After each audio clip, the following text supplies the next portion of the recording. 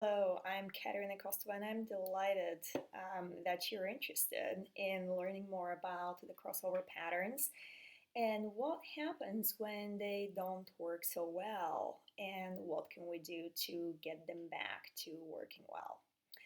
The crossover patterns are one of the most fundamental ways in which energy moves in our bodies. As you know, energy moves in specific patterns. It has directionality, it has specific ways that it develops in moving throughout the body that keep us healthy and functioning well. One of those ways is the crossover pattern, which is really fundamental to the integration of right and left side of the body. And we will look at the physiological details of that to make sure that you understand that this is not just an energetic concept. It is a concept that is actually well understood in the regular medical field, and it is seen as a fundamental um, topic that needs to be addressed, for example, by occupational therapists with children who have issues with crossing the midline. So let's look at the way in which we are designed. Why are we designed to have our energies crossing over? Well, it is a fundamental pattern that is very, very evident in one of the simplest notions we have about the way in which the body functions, which is that the right side of the brain controls the left side of the body, left side of the brain controls the right side of the body. And I wanted to demonstrate that with a little illustration in one of my anatomy books that actually shows the way that works within the optical chiasm, which is the field that integrates the two separate inputs that we receive through our two eyes. It takes that information and sort of transposes it, blends, and kind of sends to the opposite hemisphere of the brain to actually get processed. And this is what the picture looks like. So as you will see, this is a picture of the optic nerve pathway, and you have two eyes. You have a right eye, you have a left eye, and you will see how the information that comes into each of the eyes actually comes in and crosses over into the other side, and you have the right side going through the optical chiasm and crossing into the left side of the brain to actually be processed. And for the left side, you have the opposite. You get all that input from the left eye, crosses through the optical chiasm, and goes right into the right side of the body to be processed. At the end of the day, what we end up with is a single picture that is a slightly narrowed field, if you will, of the information that we got from both eyeballs. But I think the important piece to understand is that this is indicative of the way in which all information is received and processed in the body. It needs to have that crossover of energies so that we're not functioning just on one side of the body or just on the other side of the body. This is particularly evident. I mentioned occupational therapists earlier. It's particularly evident in human development. If you look at very, very young babies, when they are first born, obviously they lack a lot of the basic self regulation aspects of the grown up human. They cannot regulate their temperature, etc. But one of the things they cannot do is actually cross over the midline. So, this is the midline of the body. They cannot cross over that midline. And as they get older, when they get to about 7 or 8 months, that's when they start to be able to crawl. And what that crawling indicates is the ability to actually move the right hand together with the left leg and the left hand together with the right leg, right? Because you have to sync up those movements so that you can kind of start crossing over those energies across that middle of the line. That is a very, very fundamental point in terms of human development. And oftentimes, when that milestone hasn't been achieved at that very, very young age, and you have children who never crawled, they often later present with some form of developmental delay.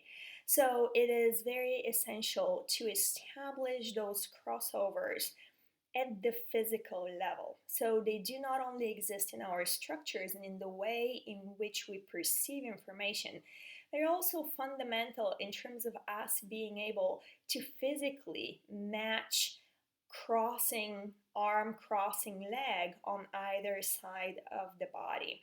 That is essential for our survival. So now that we know that this is a fundamental aspect of how we function, you might wonder, well, okay, so this is how the body works. What could possibly go wrong, right? Well, what could go wrong is the fact that we live in a world that sometimes will throw us a curveball. You might end up with a serious illness, you might end up with a surgery, you might end up with something that requires intense concentration in order to learn or understand or succeed at.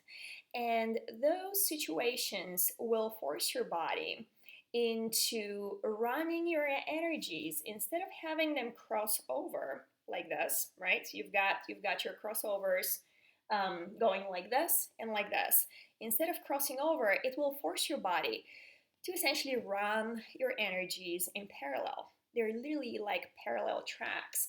And the reason for that is because that allows your body to utilize the energy in the most efficient way to get the task at hand accomplished. So when that occurs, the body is only interested in getting done one thing and one thing alone.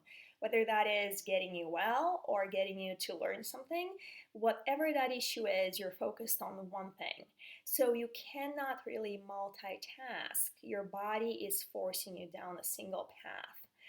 And this typically is a healthy response if it is limited in scope and duration to the situation that originally required that response from the body.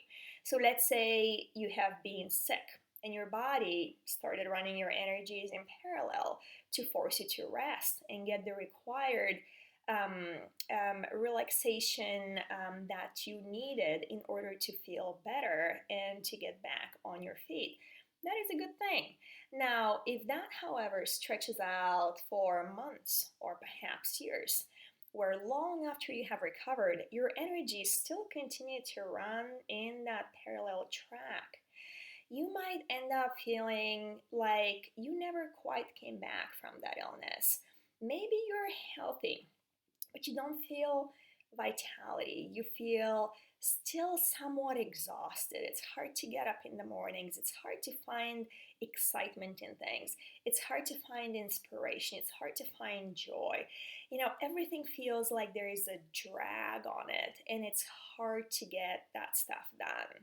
Or perhaps you have been through an incredibly stressful period of time where you have exerted yourself way past the bounds of what was normal for an extended period, and now you have gotten yourself into a state of exhaustion that is so deep that when your energies are running parallel and they keep running parallel for such a long period of time, and you try to wake up in the morning, you try to get up, you try to get going, it literally feels as if somebody is pulling you by the hair from the depths of a deep, deep lake so that you can just emerge on the surface and open your eyes. And what is your level of excitement about life at that point in time? Not very high. You might end up with brain fog.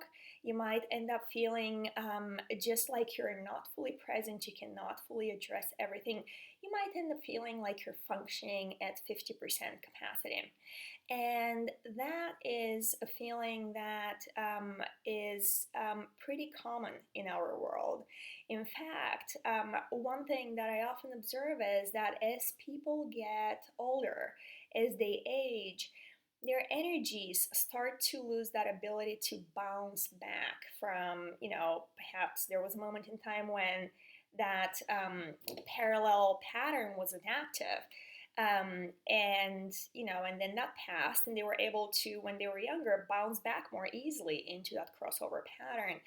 As life piles on and we add additional stresses to our lives, additional experiences that are just wear and tear on our systems that are harder to overcome over time, that ability to bounce back may diminish. And a lot of people may find themselves into that situation where there is spark for life, their ability to get excited by stuff, their ability to be fully present and 100% here for their lives is just not quite there. If you have ever felt that way, then it's likely that your energies were running parallel in that moment. And there is a relatively simple way to get that situation corrected. So, the way to get that corrected involves retraining the body and its energetic systems to be able to cross over again without a fight, flight, or freeze response essentially getting triggered. And it looks very, very simple. And I suggest we do this together and you notice how this feels to you. And if you find yourself getting tired or feeling like it's too much effort to do this, then that might be a good indication that your energies might be running in parallel. In fact, I remember the very first workshop that I went to with Donna Eden. And she showed that exercise on the stage, and we were all supposed to do it in our chairs. And I started doing that exercise, and I cannot tell you how exhausted I felt by something that is so incredibly simple.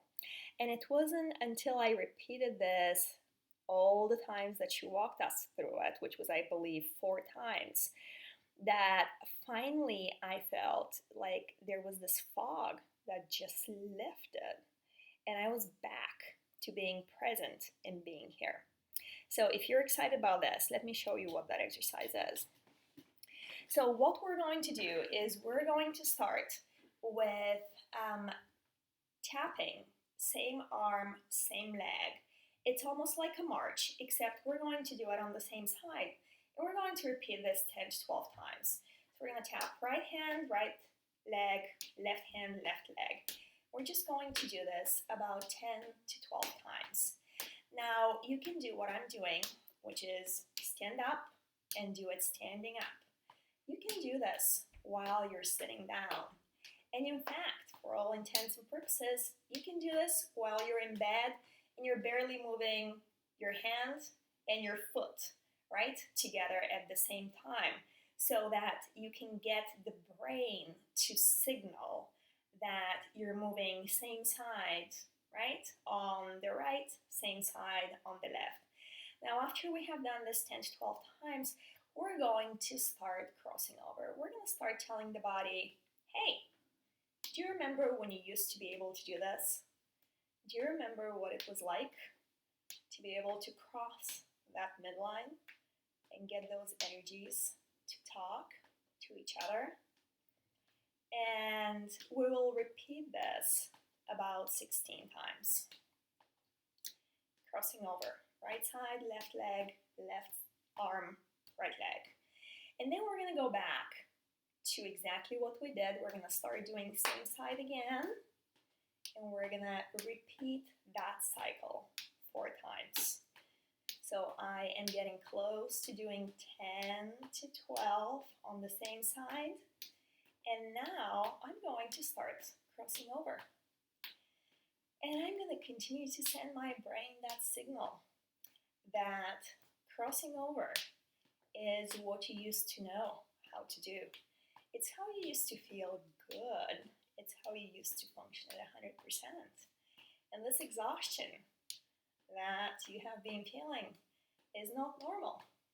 And just before my brain starts going into fight, flight, or freeze, which in energy medicine we call triple warmer, I'm going to go back to doing the same side. I'm going to do this 10 to 12 times. And then I'm going to start crossing over again. And if you're still with me, notice how that feels. Notice if this is making you feel more tired or if it's making you feel more energized. This is a pretty deep correction. This is a correction that actively forces the brain to repattern and re-establish that right side of the brain controls left side of the body and vice versa connection. And for my last set, I'm just going to continue with 16 crossovers. I'm not going to go into same arm, same leg. I'm just going to continue with 16 more. And really seal that new pattern in. And with that, we are done. If you have been in a situation where your energies running in parallel has been an issue that has held you back from living your life to the fullest, from being fully present, from being able to accomplish what you really set out to do, or from being completely healthy, this is a fundamental exercise to include in your daily energy routine.